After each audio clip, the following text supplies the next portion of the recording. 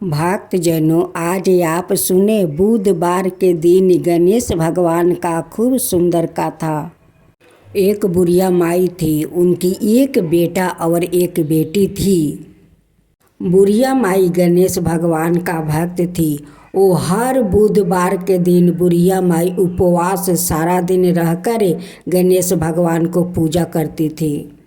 उस बुढ़िया माई का बेटा का परदेश गए हुए 5 बरस हो गया था, लेकिन कोई उनकी खबर नहीं आया और नहीं चिट्ठी आया। इसी चिंता में बुढ़िया माई बहुत दुखित रहती थी। बुढ़िया माई का थोड़ा ज़मीन था, जो ज़मीन में वो आबादी करती थी। बुढ़िया माई अपना खेत में धान रोप रखी थी।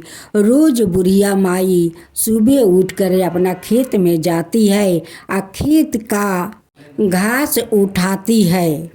उनकी खेत के बगल से एक कच्चा सड़क था, जो सड़क से बैलगाड़ी आते जाते थे। उसी सड़क के बगल में कुछ बच्चों लोग गाय चरा रहे थे।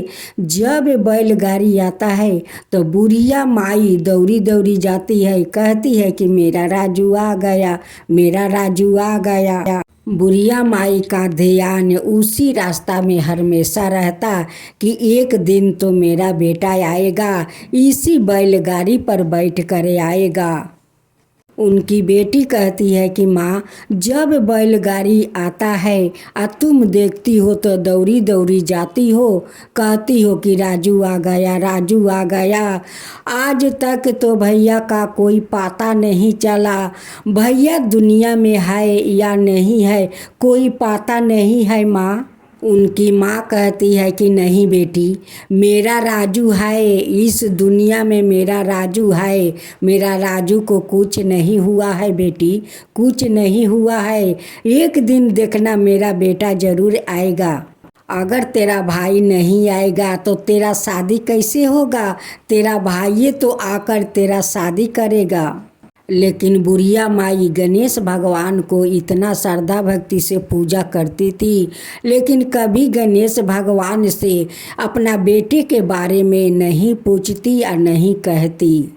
कभी गणेश भगवान से नहीं कहती कि भगवान, मेरा बेटा को सुरक्षित सलामत मेरे पास आन दीजिए। फिर बुढ़िया माई दूसरा दिन खेत में जाती है। जैसे बैलगाड़ी को देखती है, दौड़ी दौड़ी जाती है, राजू आ गया, राजू आ गया।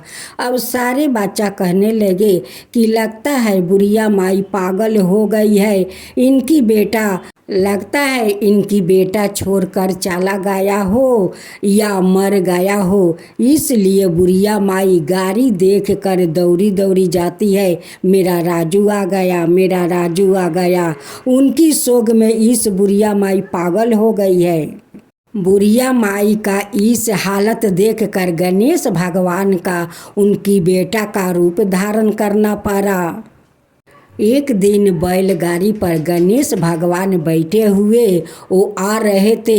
गाड़ी देखकर बुढ़िया माई दौड़ी दौड़ी जाती है, कहती है कि मेरा बेटा आ गया, मेरा बेटा आ गया। जाकर देखती है तो उन्हीं का बेटा है। भेष रूपी गणेश जी कहते हैं कि माँ, जब तुम बैलगाड़ी देखती हो तब दौड़ी दौड़ी आती हो कि मेरा राजू आ गया, मेरा राजू आ गया। तुम मेरे लिए इतना चिंता कर रही हो। बुढ़िया माई कहती है कि बेटा, एक माए तो अपना संतान के लिए चिंता करती है, करने वाली तो एक माए है बेटा। 5 बरस में तू कोई चिट्ठी नहीं पेठाया, नहीं तेरा कोई खबर आया, तो मैं चिंता नहीं करूँगी तो क्या करूँगी। भेष रूपी गणेश कहते हैं कि माँ, मैं क्या करूँ, मैं इतना संसार में उलझ गई हूँ कि मैं आ नहीं पा रहा था। मेरे ऊपर जो इतना संसार के भार है माँ। माँ कहती है कि बेटा, कौन सा इतना बड़ा तेरा ऊपर भार आ गया? तू तो अभी तक शादी नहीं किया, तो तेरा माथा पर इतना बड़ा भार कहाँ से आ गया? गणेश कहते हैं कि माँ, तुम नहीं समझोगी, तुम नहीं बूझोगी। इतना बड़ा संसार संभालना कितना मुश्किल होता है माँ, तुम नहीं बूझोगी माँ। माँ कहती है कि बेटा तेरा यहाँ भी तो संसार है, तेरा माँ है, तेरा बहन है। बहन शादी करने लायक हो गई है, उन्हें घर बार देख कर तो उन्हें शादी तो करना होगा बेटा, तेरा ही तो करना होगा। कौन करेगा तेरा छोड़कर? तेरा एक ही तो बहन है बेटा, उसे अच्छा घर बार देख कर उसे शादी कर दे बेटा। गणेश कहते हैं कि माँ अपना बहन के लिए तो मैं अच्छा घर बार ढूंढ चुकी हूँ। गणेश भगवान अपना माया से एक नगर बनाते हैं। उनकी माँ कहती है कि बेटा कौन सा गांव है? गणेश जी कहते हैं कि माया नगरी। माया नगरी से गणेश जी का द्वार पर बारात आ गया। अब तो विधि विधान के साथ उनकी बहन को शादी होने लगा। जब उनकी शादी संपन्न हो गया तब गणेश भगवान अंतर्ध्यान हो गए। बुढ़िया माई का बेटा घर आ जाता है। बुढ़िया माई कहती है कि राजू तू इतना जल्दी पोशाक क्यों पलटा लिया? अभी तो अपना बहन को डोली पर नहीं उठाया और तू पगड़ी उतार लिया, पोशाक खोल दिया, क्यों? राजू कहता है कि माँ मैं तो अभी अभी परदेश से आ रहा हूँ, मैं तो कोई पोशाक नहीं पहना, ना कोई पगड़ी बांधा, मैं तो अभी अभी परदेश से आ रहा हूँ। माँ कहती है कि बेटा तू परदेश से आकर अपना बहन को घर भर ढूंढा उस माया नगरी में, और कहता है कि मैं अभी अभी आ रहा हूँ परदेश से। राजू कहता है कि माँ मैं सच बोल रही हूँ, मैं अभी अभी परदेश से आ रहा हूँ माँ। माँ कहती है कि बेटा चल पहले अपना बहन को डोली पर उठाकर उसे विदा कर। राजू अपना बहन को डोली पर उठाता है, उसे कंधा देता है, अपना बहन को विदा करता है। बहन अपना ससुराल चली जाती है। अब तो राजू के माँ बहुत सोच में पड़ गई कि मेरा बेटा अभी अभी आया तो इस माया नगरी में कौन शादी मेरे बेटी। ठीक भी किया, बारात भी आया, बारात को संहारा। आज मेरे बेटा बहन को विदाई के समय आया है परदेश से। एक कौन माया वीर आकर ये चमत्कार किया। बुढ़िया माई गणेश भगवान के पास जाती है, कहती है कि भगवान आपको तो ये लीला नहीं है, आप तो ये चमत्कार नहीं किया। चिंता करते करते शाम को बुढ़िया माई सो जाती है। तब गणेश भगवान उनकी सपना में दर्शन देते हैं कि माँ तू इतना चिंता क्यों कर रही है? वो जो कहती है कि गणेश तेरा तो चमत्कार नहीं है, वो मेरा ही चमत्कार था। वो माया नगरी मैं ही अपना बहन के लिए ठीक किया था, वो बारात मैं ही संभाला था। तेरा बेटा आज आया है। माँ तू मुझे कितना ख्याल रखती है, कितना सेवा करती है। तू हर बुधवार के उपवास रहकर मेरा पूजा करती है, तो मेरा तो कर्तव्य बनता है कि मैं अपना बहन को शादी कर दूँ। मैं तुम्हारा चिंता देख कर तुम्हारा बेटा का रूप धारण कर उस बैलगाड़ी पर आया था। अब मैं उस माया नगरी में तेरा बेटी का मैं शादी ठीक किया, सारा बारात संभाला। ओ मैं गणेश हूँ। अब तक तेरा बेटा आ गया है माँ, अब कोई चिंता नहीं। अब चिंता मत करे, जाकर घर के एक कोने में देख, वहाँ पर एक मोहर भरा कलश है। अब तेरा कोई तकलीफ नहीं होगा, कोई तकलीफ नहीं होगा। जो भक्त मेरा इतना सेवा जतन करेगा, इतना श्रद्धा भक्ति से पूजा पाठ करेगा, उसको भला मैं कैसे दुख में छोड़ दूँ। अब मैं समझ गई, भगवान समझ गई, इसलिए आप कह रहे थे कि मेरा ऊपर इतना बड़ा भार है संसार का, मुझे सारा संसार संभालना पड़ता है। आप तो विघ्न हारता है भगवान, तो आपे तो हारेंगे, आपे के तो ऊपर भार रहेगा, आपे तो संभालेंगे। हे गणेश भगवान, हमारा तो सारा विघ्न आप हार लिया और मेरे बेटी को संसार बसा दिया। हे गणेश भगवान, जैसे आप मुझ पर कृपा किया है वैसे ही सभी का ऊपर कृपा कीजिए। जो आपका कथा कहे उन पर कृपा कीजिए। जो आपका कथा श्रद्धा भक्ति से सुने उन पर कृपा कीजिए। सबका ऊपर कृपा कीजिए। हे गणेश भगवान, गणेश भगवान की जय हो, गणेश भगवान की जय हो। जय गणेश जय गणेश। एकादशी व्रत बहुत शुभ माना गया है। जो भक्त लोग इस देवसायनी एकादशी व्रत करते हैं उनकी बहुत शुभ होने वाला है। जो भक्त अपना मन में इच्छा लिए इस देवसायनी एकादशी व्रत करते हैं उनकी मनोकामना जरूर पूरी होगा। हाँ भक्तों, आप इस देवसायनी एकादशी व्रत को श्रद्धापूर्वक करके तो देखिए, जरूर विष्णु भगवान आपका सारे इच्छा पूरा करेंगे। जिस पति पत्नी में तानाशाही होते हैं उन्हें भी विष्णु भगवान ठीक कर देते हैं, वो दोनों को मिला देते हैं। जिसका पुत्र नहीं है उसको पुत्र भी होते हैं। तो यही है देवसायनी एकादशी व्रत का फल।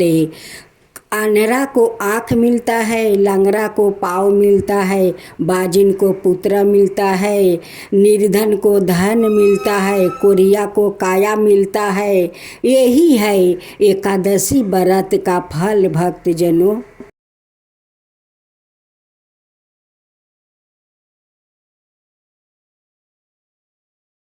आज आप सुने दो बहनें और तुलसी की कथा।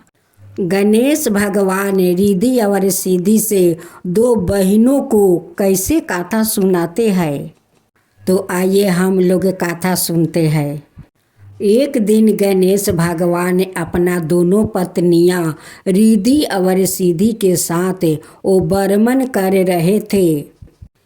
तभी रिद्धि और सिद्धि को वो दो बहनें पर नज़र पड़ते हैं। तब कहती है कि स्वामी थोड़ा ठहर जाइए। तभी रिद्धि सिद्धि कहती है गणेश जी से कि स्वामी वो दो बहनों को देखिए कैसे तुलसी माता को पूजा कर रही है।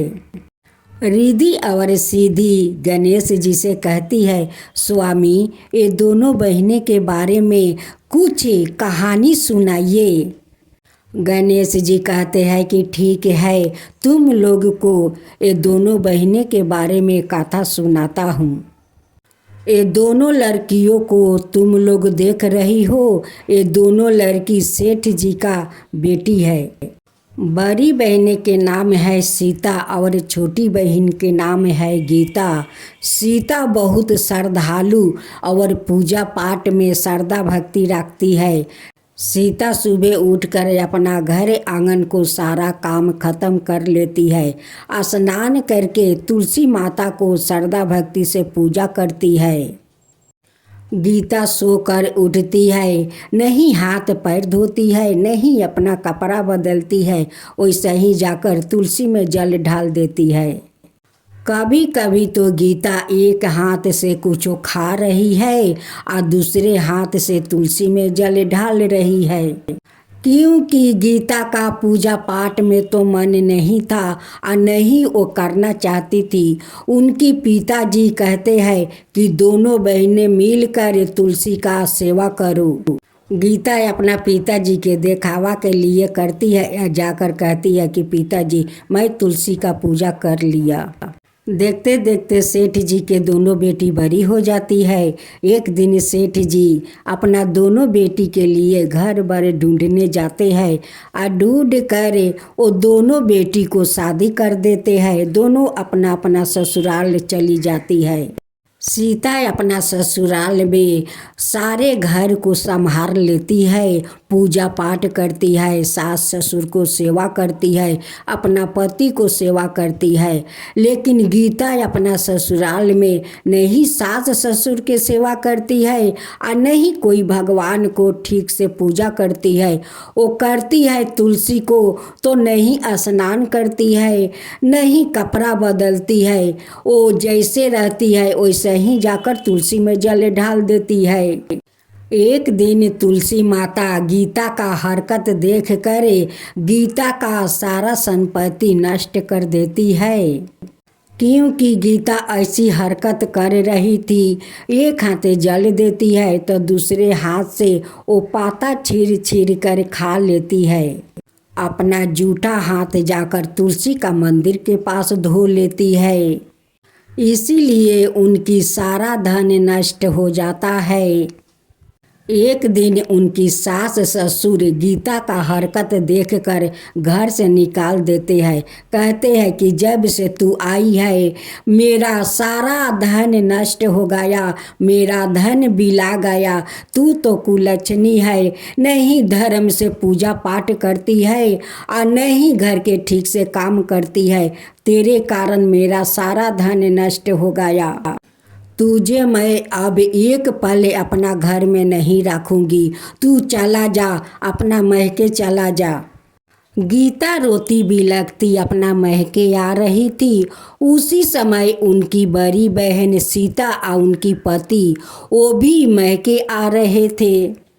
सीता अपनी गीता बहन को हालत देखकर बहुत दुखी हो जाती है और पूछती है कि बहन गीता, तुम्हारा क्या हुआ कि तुम्हारा ऐसा हालत हुई है। गीता अपनी बड़ी बहन को कुछ नहीं बताती है। सीता समझ जाती है कि ये तो मैके में थी तो जैसे तैसे माँ तुलसी का मंदिर में जाकर जल देती थी, उसी कारण इनकी ऐसा हालत हुई है। सीता अपनी छोटी बहन गीता को अपना घर ले जाती है। वो महके नहीं जाती है, क्योंकि गीता का ये हालत देखकर पिताजी उदास हो जाएंगे। उसलिए सीता अपना घर लेकर चली जाती है।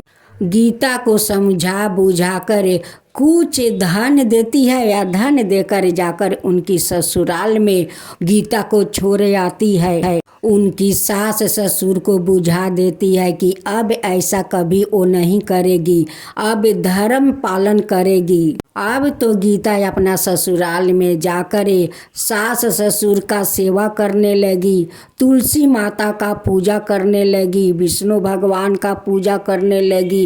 अब बहुत धर्म निष्ठा से वो पूजा पाठ करने लगी, अपना सास ससुर को सेवा करने लगी। तुलसी माता गीता का श्रद्धा भक्ति देखकर उन पर प्रसन्न हो जाती है और उनकी सारे संपत्ति धन लौटा देती है। गीता उस समय माँ तुलसी का पूजा कर रही थी। उसी समय माँ तुलसी उन्हें दर्शन देती है। माँ तुलसी गीता से कहती है कि देखो बेटी, कभी भगवान को पूजा करो तो अच्छे से नहा धोआकर स्वच्छ हो जाओ, तब तुलसी माता का पूजा करो। कोई भगवान को पूजा करो तो नहा धोआकर स्वच्छ होकर पूजा करो। जो मनुष्य धर्म पूर्वक तुलसी माता का पूजा करते हैं, विष्णु भगवान का पूजा करते हैं, उन पर माँ तुलसी प्रसन्न होती है, विष्णु भगवान भी प्रसन्न होते हैं और उनकी सारे इच्छा पूर्ण कर देते हैं। गणेश भगवान रिद्धि और सिद्धि से कहते हैं कि रिद्धि सिद्धि ये दोनों बहनों को देखी माँ तुलसी का कैसे श्रद्धा भक्ति से पूजा करने लगी। उनकी बड़ी बहन अपना छोटी बहन को कितना अच्छा से समझा बुझाकर उनकी ससुराल में जाकर दियाती है और वो जाकर अपना ससुराल में अच्छे से सास ससुर को सेवा करती है, माँ तुलसी का पूजा करती है। और माँ तुलसी उस गीता पर प्रसन्न होकर उनकी सारे धन लौटा देती है।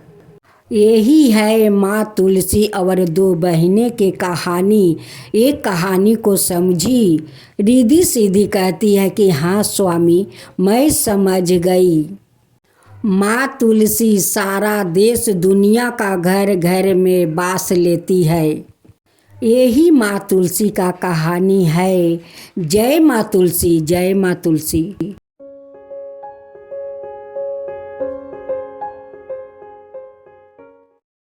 माता एक माता होती है। माता अपनों संतान को वो कैसे संभाला जाता है, वो माता संभालती है। माता संभालने को जानती है।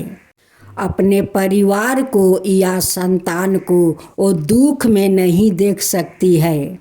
माता का तो ममता ऐसे ही होती है कि अपना संतान को वो दुख तकलीफ में नहीं देख सकती है।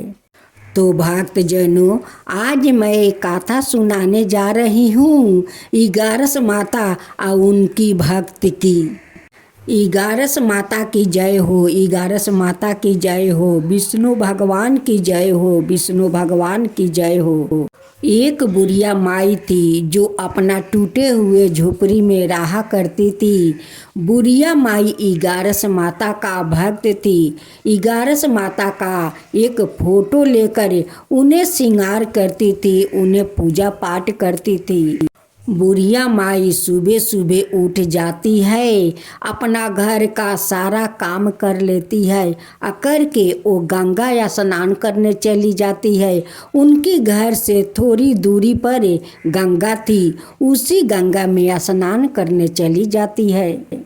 जब बुढ़िया माई गंगा या स्नान करके आती है तो एक टूल पर खूब सुंदर आसन बिछा देती है और उसी आसन पर इगारस माता का फोटो रख देती है। उन्हें श्रृंगार करती है, उन्हें भोग लगाती है और श्रद्धा भक्ति से उन्हें आरती करती है।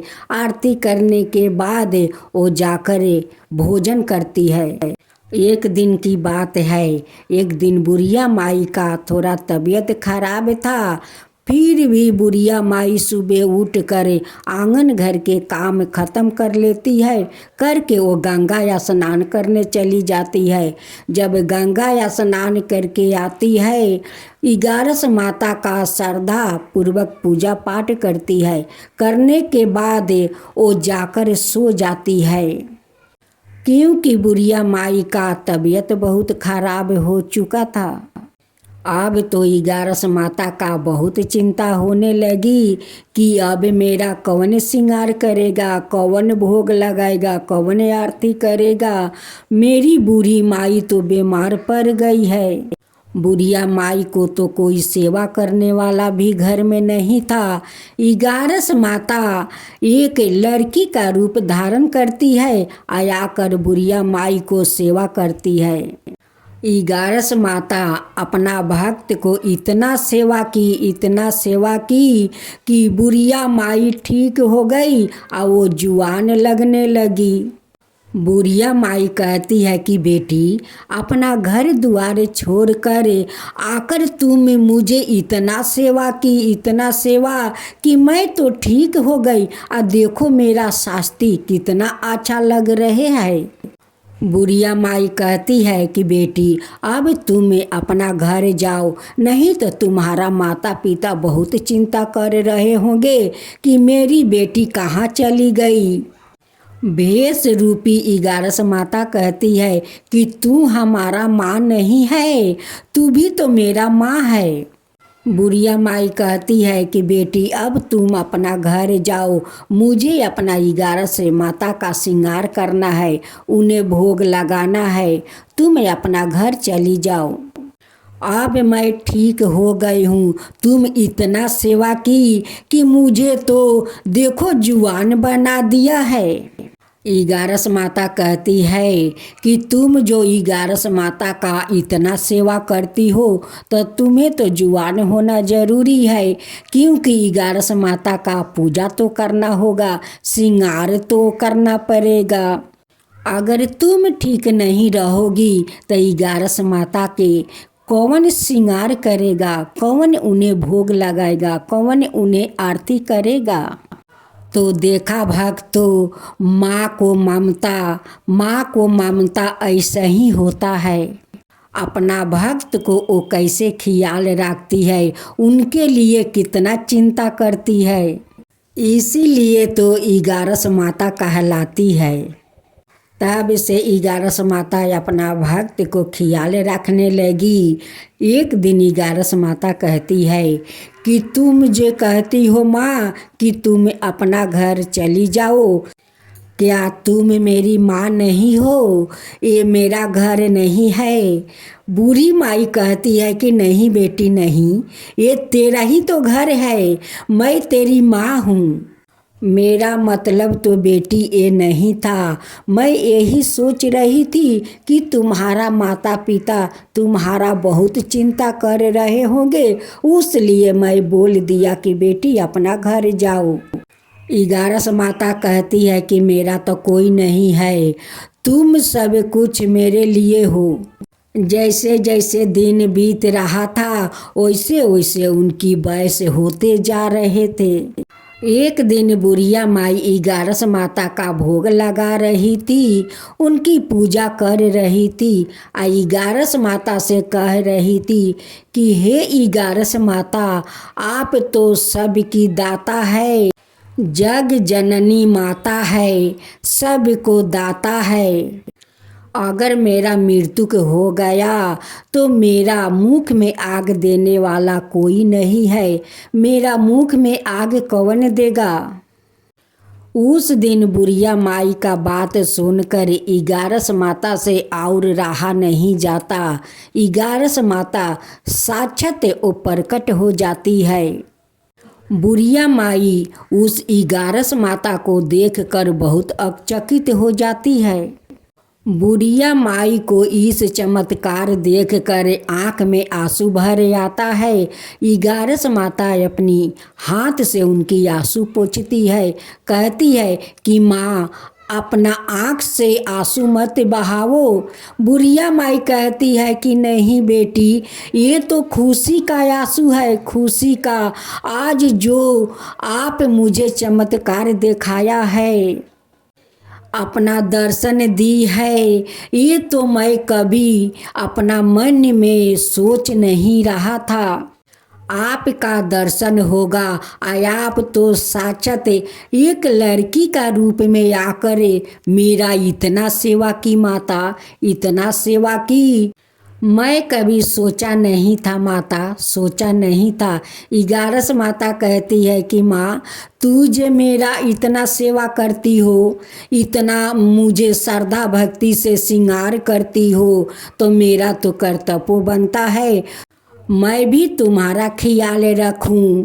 बूढ़ी माई कहती है कि इसलिए लोग कहते हैं कि माता अपना भक्तों को ख्याल रखते हैं, अपना संतान को ख्याल रखती है। 11 माता कहती है कि माँ तुम चिंता मत करो, तुम्हारा जब मृत्यु होगा तो तुम विष्णु धाम जाओगी और विष्णु भगवान तुम्हें सिंहासन पर बैठा कर रखेंगे। तथास्तु कहकर 11 माता अंतर्ध्यान हो जाती है।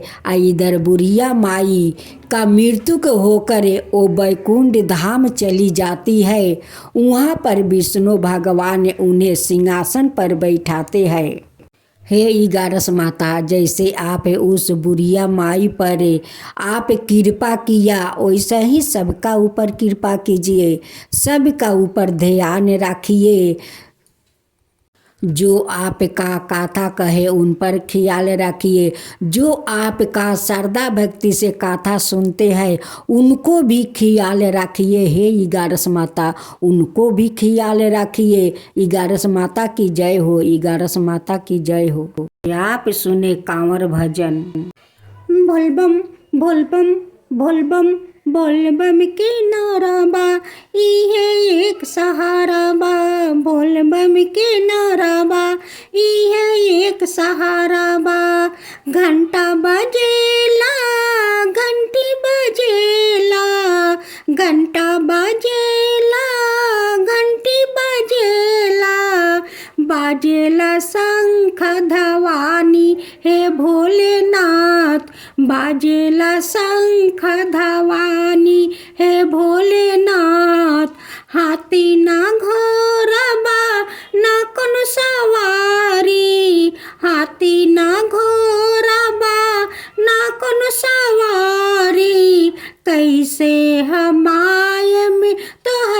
दुआरी, कैसे हम आयम तोहरी दुआरी हे भोलेनाथ, कैसे हम आयम तोहरी दुआरी।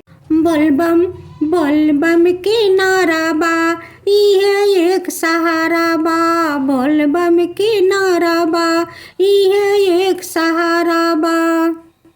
अखिया का खोल दी, कृपा सा कर दी, अखिया का खोल दी, कृपा सा कर दी ही महिमा अपरंपार हे भोलेनाथ, कर दी ही महिमा अपरंपार हे भोलेनाथ।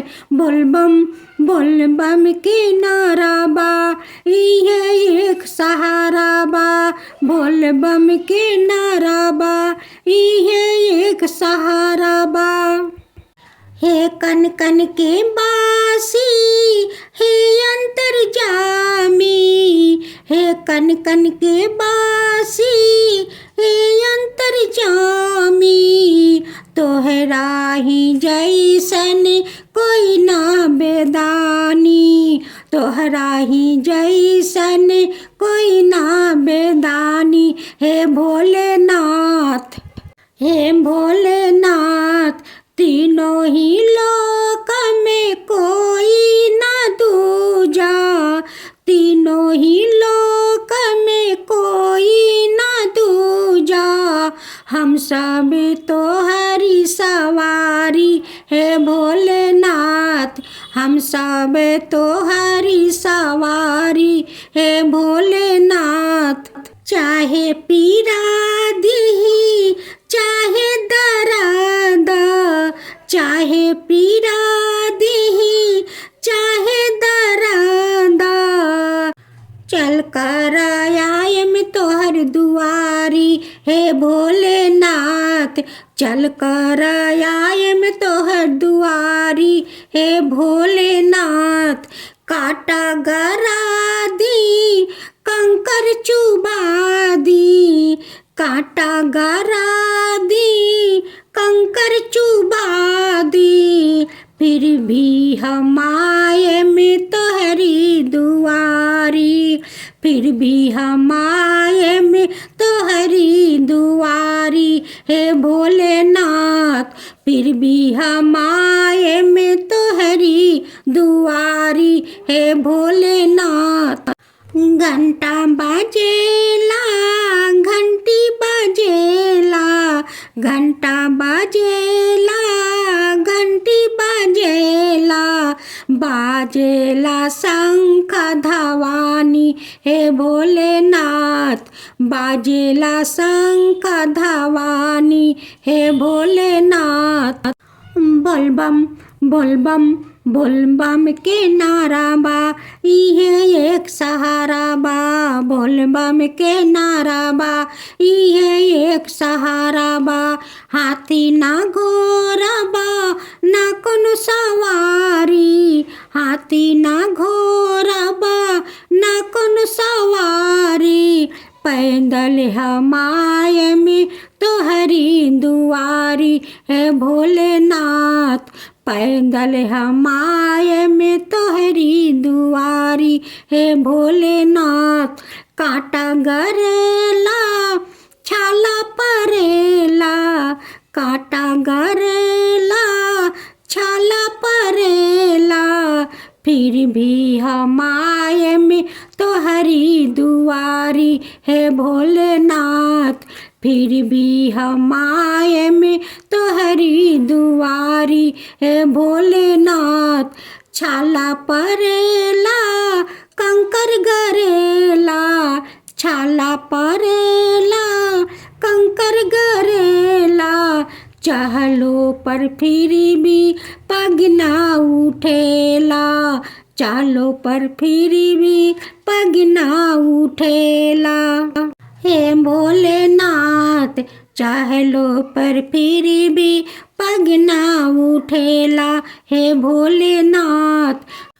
तोहरे ही कृपा से रास्ता चलीला, तोहरे ही कृपा से रास्ता चलीला, रास्ता चलेला पग भी उठेला, खुद ही के रास्ता चलेला।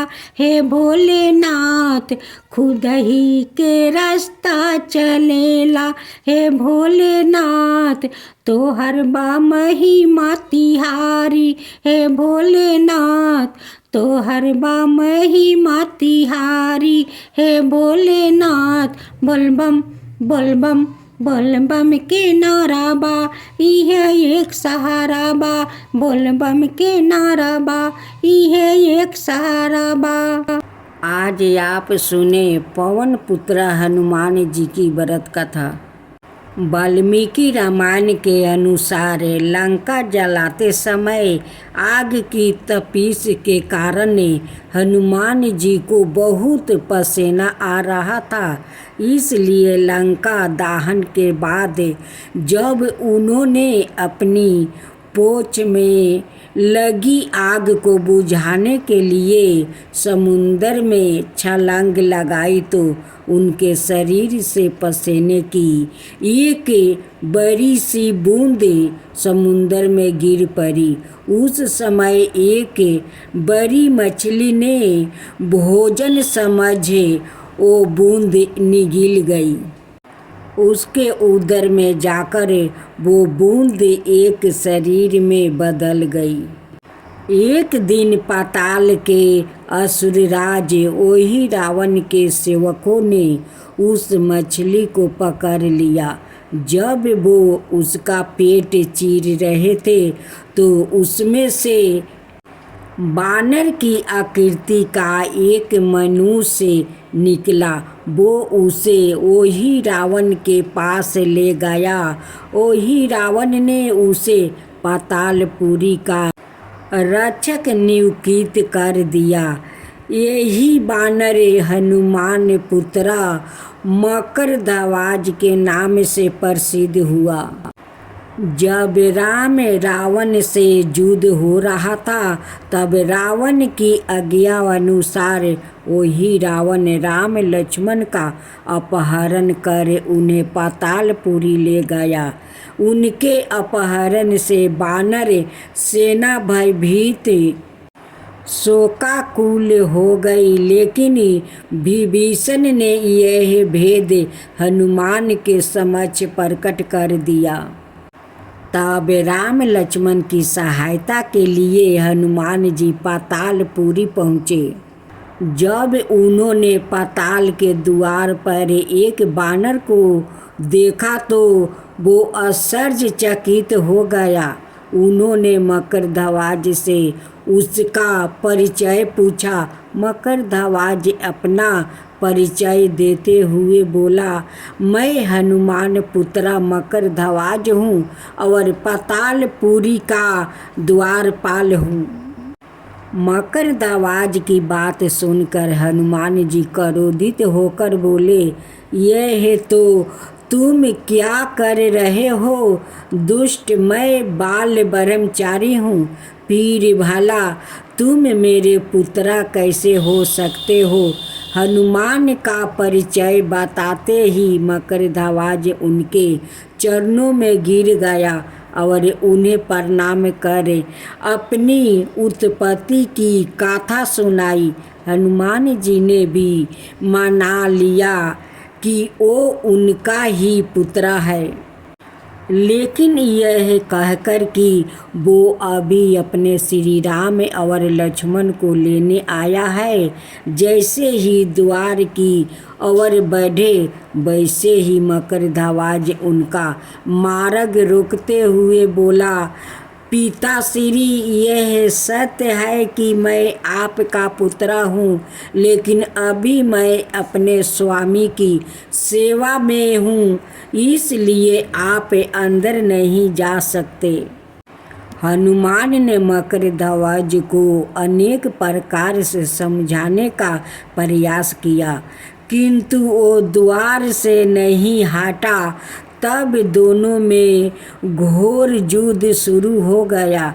देखते ही देखते हनुमान जी उसे अपनी पूंछ में बांधकर पाताल में प्रवेश कर गया। हनुमान सीधे देवी मंदिर में पहुंचा, जहां वही रावण राम लक्ष्मण की बलि देने वाला था। हनुमान जी को देखकर चामुंडा देवी पाताल लोक से प्रस्थान कर गई। तब हनुमान जी देवी रूप धारण करके वहाँ स्थापित हो गया। कुछ देर के बाद वही रावण वहाँ आया और पूजा अर्चना करके जैसे ही उसने राम लक्ष्मण की बलि देने के लिए तलवार उठाई, वैसे ही भयंकर गर्जना करते हुए हनुमान जी प्रकट हो गए और उसी तलवार से वही रावण का वध कर दिया।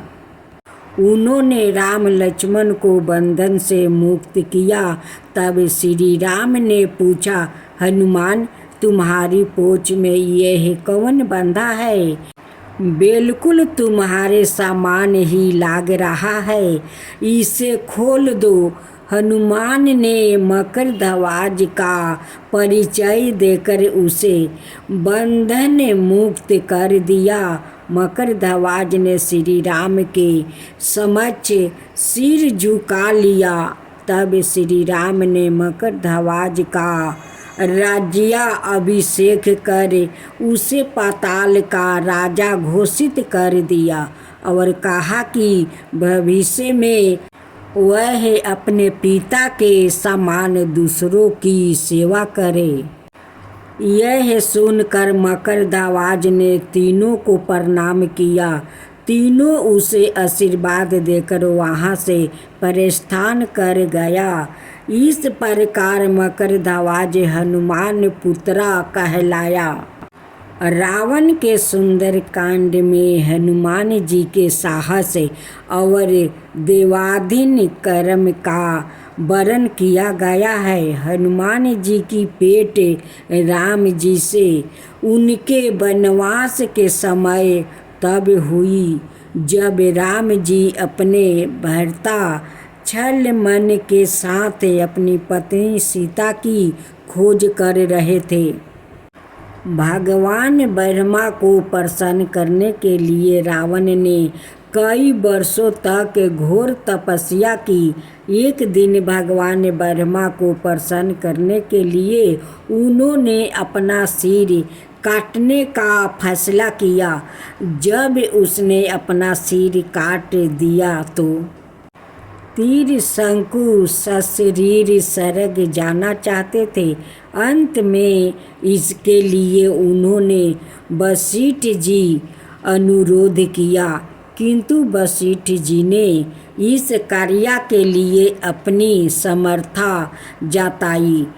तीर शंकु ने यही प्रार्थना वशिष्ठ जी के पुत्र से भी कहा। मेघनाथ का रावण युद्ध में योगदान।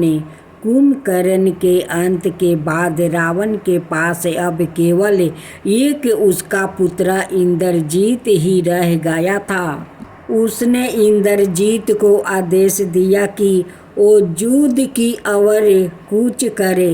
इंद्रजीत ने अपने पिता के आदेश पर सबसे पहले कुल देवी माता की मंदिर गया।